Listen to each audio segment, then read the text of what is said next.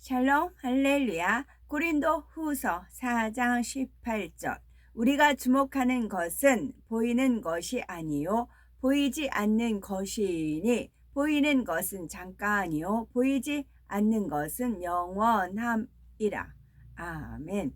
제목은 하나님을 경외하는 자입니다.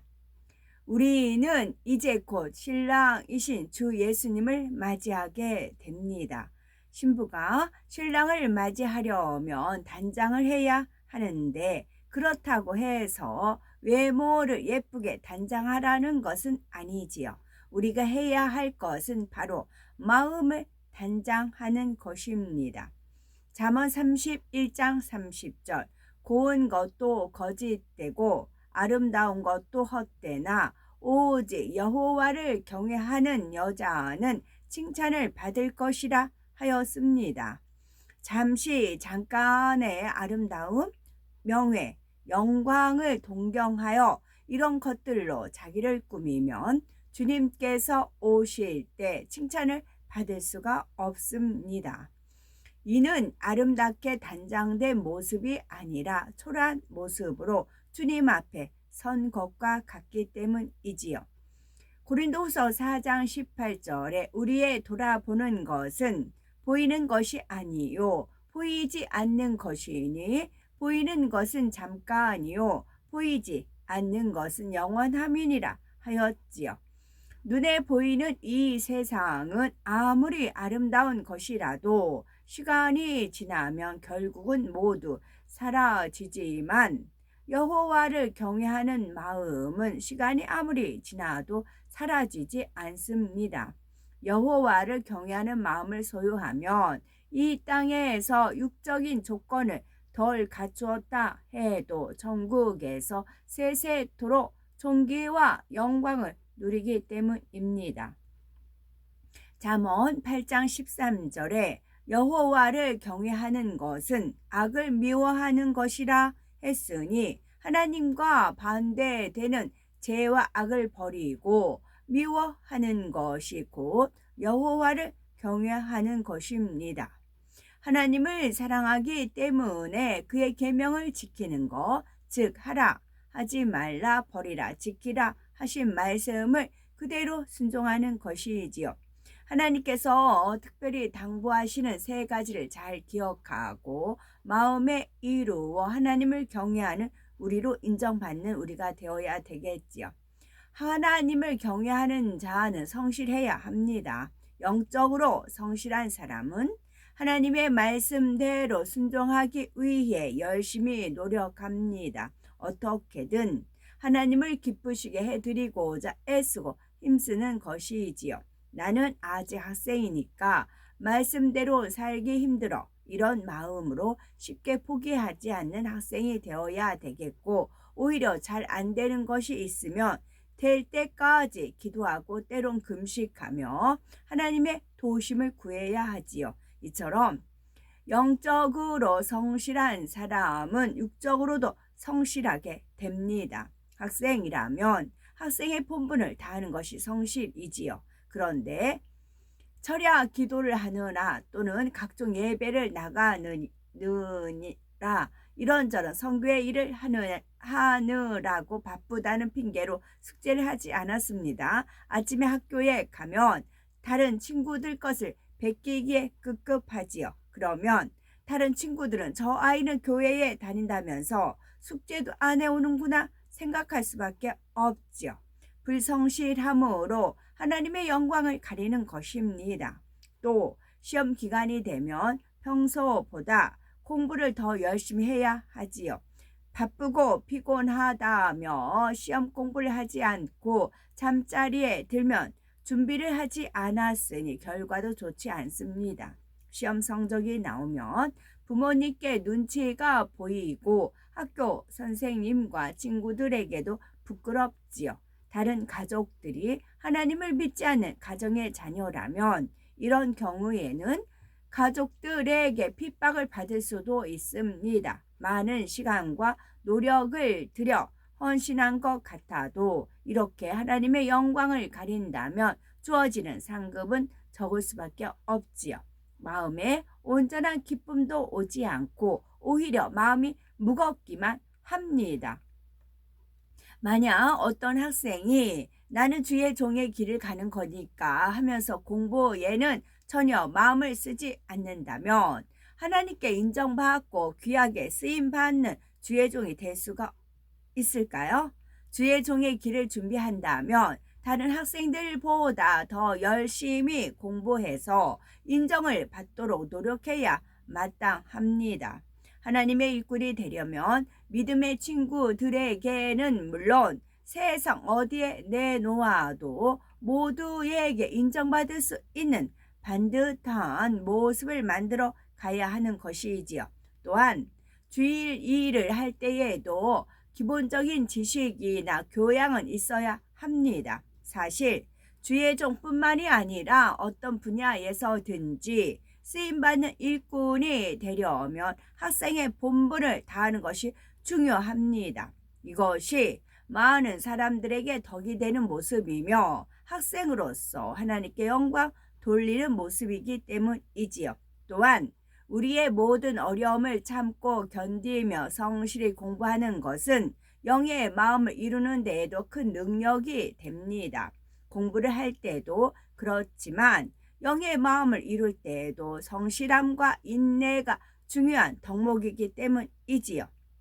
영의 마음을 이룰 때 성실함과 인내가 중요한 덕목입니다. 그리고 학생의 때에 열심히 배우고 익히는 것은 하나님의 일을 이루는 능력이 됩니다.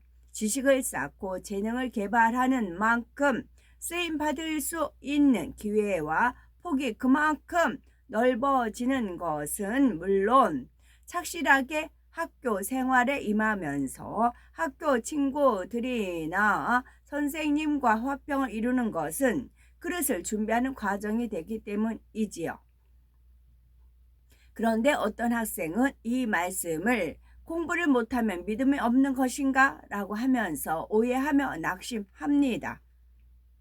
그러나 결코 그런 것은 아닙니다. 믿음이 있고 기도를 열심히 한다고 해서 모든 학생이 1등을 할 수 있는 것은 아닙니다. 믿음으로 공부를 잘하기 위해서는 학생의 신앙과 능력, 노력, 환경 등 여러 조건들이 만족되어야 하지요. 이것이 공의입니다. 그런데 열심히 노력하긴 하지만 공부 이외의 분야에서 더 뛰어난 달란트를 가진 학생도 있고 환경이 뒷받침되지 않는 경우도 있습니다. 부모님들은 이것을 꼭 명심해야 되겠고 왜 믿음이 있고 열심히 기도하는데도 공부를 잘하지 못하니 하면서 다구쳐서는 안 되지요. 또한 다른 아이들과 비교하면서 상처를 주는 일도 결코 없어야 합니다. 현명한 부모라면 자녀가 자기 믿음과 능력의 분량 안에서 최선을 다할 수 있도록 기도하며 도와주어야 하지요. 그렇다고 해서 주어진 조건에 마냥 순응하라는 것은 아닙니다. 하나님께서는 믿음을 기뻐하십니다. 하나님을 의지해서 내가 할 수 있는 것 이상을 해내는 것을 기뻐하시는 것이지요. 하나님의 능력을 의지하면 암기력이나 이해력이 좋아질 수도 있고 집중력이나 체력도 강해질 수 있습니다. 진로를 선택할 때도 마찬가지이고요. 자신이 임의로 정하는 것보다는 하나님의 뜻을 구하며 맡기는 기도를 쌓아나가는 것이 중요합니다. 육적인 조건이 조금 부족하다 해도 때를 따라 좋은 길로 주관해 주시기 때문이지요. 학생 때로는 열심히 하는데도 눈에 보이는 열매가 없어서 고민될 수도 있지요. 그러나 하나님께서는 우리의 처지와 형편을 다 아십니다. 눈에 보이는 열매보다도 우리의 마음 중심을 보시고 열심히 공부해서 하나님께 영광 돌리려는 마음, 바쁜 일과 속에서도 시간을 내서 열심히 예배하고 기도하고 충성하려는 마음의 향을 받으시는 것입니다. 하나님께서는 우리가 학생일지라도 온 집에 충성하여 새 예루살렘에 들어오기를 너무나 간절히 원하고 계십니다. 시편 37편 3절 여호와를 의뢰하여 선을 행하라. 땅에 거하여 그의 성실로 식물을 삼을지어다 했습니다. 우리 모두가 여호와를 의뢰함으로 영육간에 성실한 학생들이 되셔서 세상을 지배하고 다스림으로 하나님께 영광 돌리고 새 예루살렘에 당당히 입성한 우리가 되어야 되겠죠.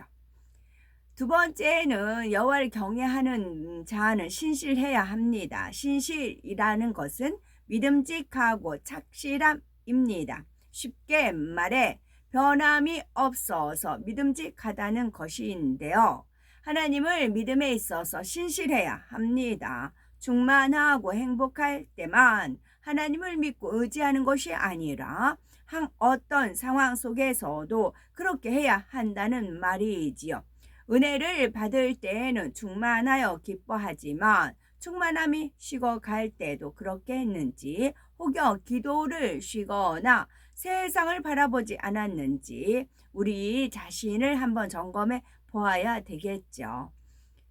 우리 대부분은 말씀과 기도를 통해서 성령의 충만함을 받습니다. 하나님,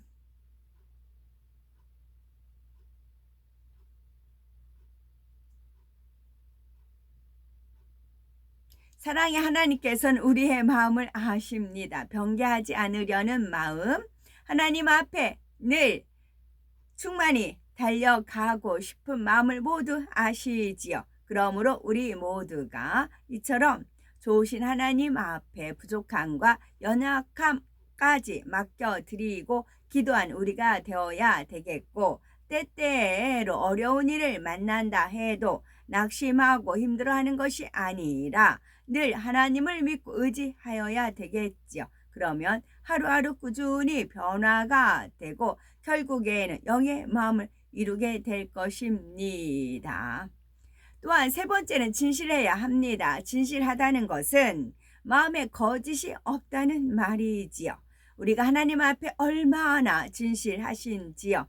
또한 우리 부모님, 선생님, 친구들에겐 얼마나 진실하신지요. 진실함이라는 것은 거짓이 없는 마음을 말하는데요. 진실한 사람은 어떤 부족함이나 허물이 있다 해도 자신의 모습 그대로를 인정하고 시인합니다. 만약 자신의 부족함이나 문제를 숨기려 하거나 포장하려는 사람이 있다면 그 사람은 그만큼 진실하지 못한 것이지요.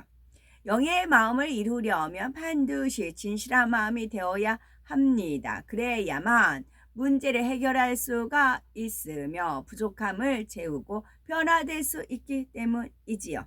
예를 들어 부모님께는 토요 찬양 예배를 간다고 하고는 사실 친구들과 좋지 않은 곳에 갔습니다. 부모님께 이런 사실을 들킬까봐 숨기려고만 하지요. 물론 그 당시에는 그렇게 숨길 수도 있습니다. 하지만 하나님의 보좌 앞 수정 바다에는 우리의 모든 행동은 물론이요, 마음에 품은 생각 하나하나까지 그대로 비춰집니다. 주님 앞에 비밀이 있을 수가 없지요. 그러면 얼마나 부끄럽고 민망하겠습니까? 더구나 숨기고 지나간 잘못이 구원의 문제가 되는 것일 수도 있지요. 그러므로 숨기는 것이 최선이 아니라 잘못한 것이 있으면 회개하고 다시는 반복하지 않으려고 노력하는 것이 중요합니다. 만일 잘못을 숨기고 자신의 허물을 숨기려 하다 보면 거짓말을 하게 되지요. 자신의 약한 부분이나 단점을 거짓말로 숨기려 하는 것도 마찬가지입니다. 그러다가 숨긴 것이 드러나기라도 하면 자존심 상해하면서 혈기와 짜증을 내기도 하지요. 예를 들어 어떤 학생은 가정 형편도 어렵고 성적도 그리 좋지 않습니다. 그래서 혹여 친구들이 나를 무시하지는 않을까 부끄럽다 생각하며 철저히 자신을 숨기지요. 그러나 이처럼 자신을 가리려 하는 것은 하나님의 사랑을 잘 알지 못하기 때문입니다. 예수님은 부유하고 지식이 많은 사람들만 만나 주신 것이 아니라 가난하고 병든 사람들, 소외되고 연약한 사람들을 만나 주셨지요. 오늘날도 마찬가지입니다. 우리가 어떤 모습이든 진실한 모습으로 하나님 앞에 나아갈 때 만나 주시면서 연약할수록 더 긍휼히 여겨 주시지요. 그러니 주님 앞에서는 그 어떤 부족함이나 연약함도 부끄러워할 필요가 없습니다. 더구나 우리가 속한 환경은 대부분 우리 자신이 원해서 택한 것이 아니지요. 또한 우리는 한참 자라나는 시기이므로 학생들에 관한 그 말씀이에요. 마음에 여러 가지 갈등을 겪는 것입니다. 하나님께서는 늘 이런 우리를 도와주기 원하시지요. 진실하게 자신의 부족함을 고백하고 도움을 구하면 반드시 힘을 주십니다. 우리의 마음도 변화시켜 주실 수 있고 환경도 바꿔 주실 수 있습니다. 이런 하나님 앞에 우리의 모습을 있는 그대로 내려놓아야 되겠고 사람들에게 보이는 겉모습이나 육적인 조건은 중요한 것이 아닙니다. 하나님 앞에 선 나의 모습이 중요하며 지금은 부족하더라도 하루하루 변화되어서 새 예루살렘에 들어갈 수 있는 마음을 이루는 것이 더 무엇보다 중요합니다. 여호와를 진정으로 경외하는 자가 되려면 첫째, 영육가 안에 성실해야 합니다. 둘째, 하나님을 믿음에 있어서 신실해야 합니다. 셋째, 하나님 앞에 늘 진실한 마음으로 나아가야 하지요. 이 세 가지 요건을 꼭 이루셔서 참으로 여호와를 경외하는 우리가 되어야 되겠고 그래서 천국에서 크게 칭찬받는 우리 모두가 되어야 되겠습니다. 아멘.